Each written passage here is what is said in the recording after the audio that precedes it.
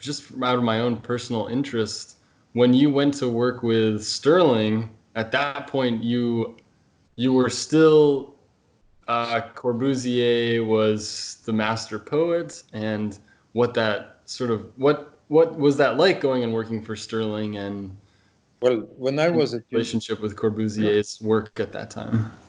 university in Stuttgart, I went there because my brother, at the same time, he was an assistant of Fraiotto. Fraiotto was famous for the tensile structures, and I never understood that. But Hopp was even brilliant at doing Fraiotto tensile structures, really incredible, almost better than Fraiotto. And he actually designed Fraiotto's private home in Warmbronn. But I went there because of Rob, and I wanted to get a diploma, get it over with, like having your ill tooth taken out. But I found out after several months I won't be able to do it. So I looked, because the teachers were all, and it's another story, too long to tell, but I went to look at magazines to find where I could work. And Stirling was the only one. When I saw the publication of a Leicester engineering faculty, I think, this is really, I mean, he's as good as Corbusier. That's the guy I want to work for. So I prepared, of my drawings, I prepared the portfolio and sent it to him, and he responded that I could work. If they are your drawings, you can bring them and you can work for me. So I liked Stirling because of that building, and because the project I had seen published in very small images, big like this, in a special Casabella issue, about his university design for, in Sheffield, competition for Sheffield University building, which was fantastic, which was really strongly influenced by Le Corbusier. You know it, the university building. It's his best project in the 1950s. I published it in the big book.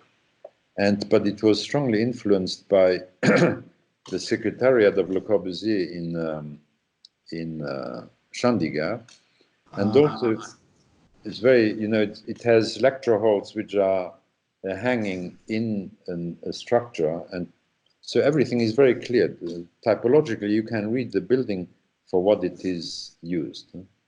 And it has a roof like the Unité in Marseille, with chimneys and nice forms on the roof. I like those two, and maybe one or two more. There was a small school in Camberwell, but the rest I found incomprehensible. Why does he do this? Like old people selling Blackheath, or Churchill College was something I liked, his project. But whenever I tried to talk to him about this,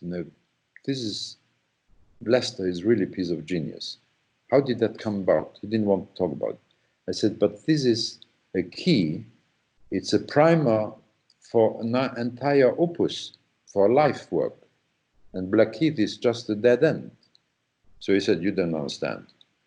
My buildings are all equally good. I said, I mean, this is incomprehensible, because there's really Leicester, it's a code for future modernism.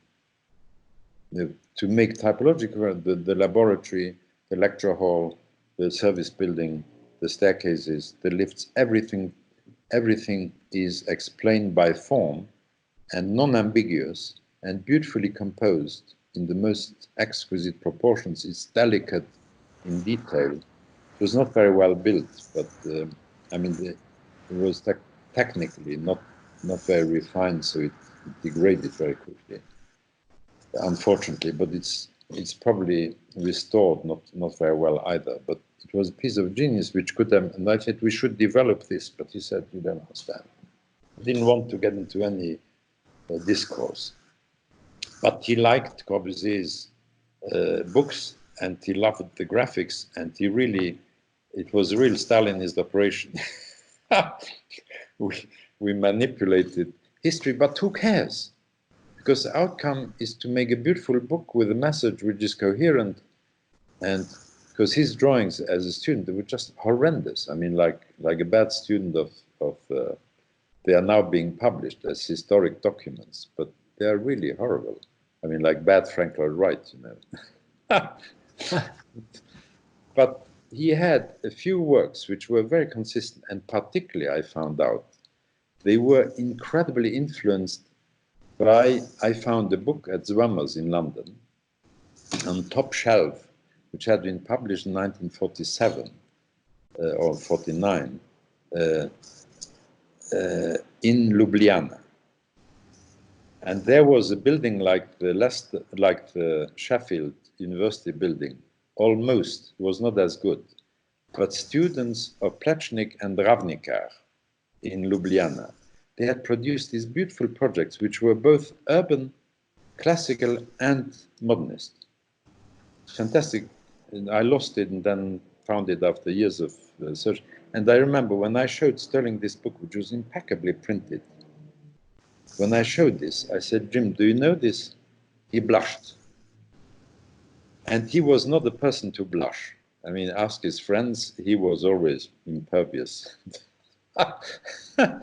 So, there were all these influences which were, when there's something good, there's always a precedent. I mean, you look at the Blackbird, the SR-35, you never seen anything like it until you see, the deep sea fishes. I don't know what the rain, or what are they called? Nature is imitative, and we are natural product, and we imitate. We are an imitation of our parents, and an endless chain of imitation. And imitation is a basic principle of art. This famous book by Quatremer de Quincy, which Dimitri Porphyrios and I reintroduced, Maurice Queloz published in the 70s. It's a basic principle, and it is that which is denied by modernist art, saying that we are creators, we don't imitate. All art, past art is copying the past. We don't copy the past, we imitate. We don't imitate, we invent, we innovate. But then either there's nothing in it, or when there's any quality, you find it either in the microscope. When you look into a microscope, you have any amount of modern art. Cubism, when you are a cook and you prepare a salad, cutting up, whatever you cut up, carrots and tomatoes, and you mix them, you have a cubist painting in front of you, and you can eat it. The complexity of a plate of vegetables cut up into a beautiful salad, Greek salad or something, it's more complex and more interesting artistically than Cubism. To respond more precisely to Stirling, Stirling was profoundly gifted, but very, very lunatic and, and obsessed with creating an image for himself, and he went from image to image. And when we designed the Siemens headquarters in Munich, he always asked, I was in charge of the design, what's the image? I couldn't understand, what does he mean? We are designing a town for 10,000 people. Headquarters for Siemens employed 10,000 people. I said, it's a bloody town. And he said, what's the image? I said, town. It's a town, isn't it? No, but what's the image? You know what I mean? I said, no. I looked in the dictionary, image, what does it mean? But it's because he was obsessed with, particularly with industrial innovation, and he was obsessed with Zanussi radio, things like that, which then influenced his Olivetti building in Hazelmere.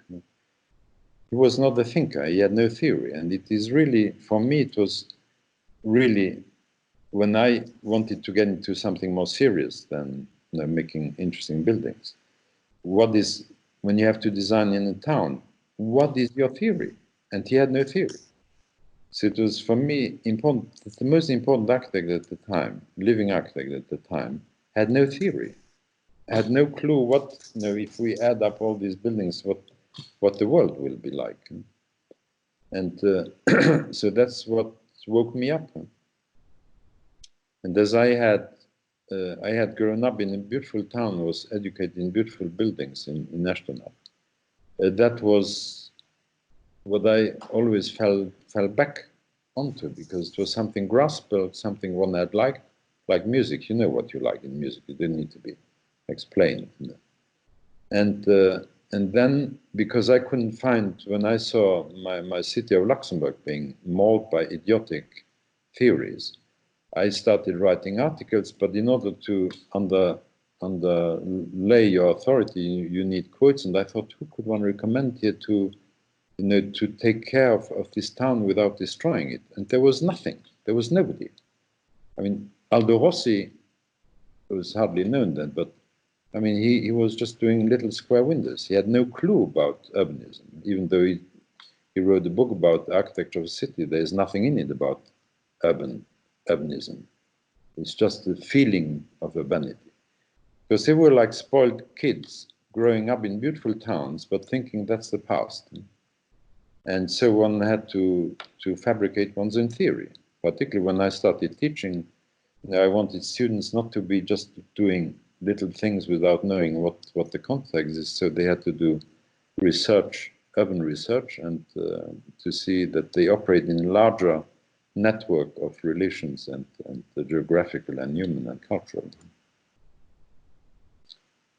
So Stirling was really a very limited, super talent, but very limited intellectually. And I think that's the real problem of historiography. Once they take a guy like that, they elevate him onto an altar, and then he's a holy figure, cannot be criticized because it's Stirling.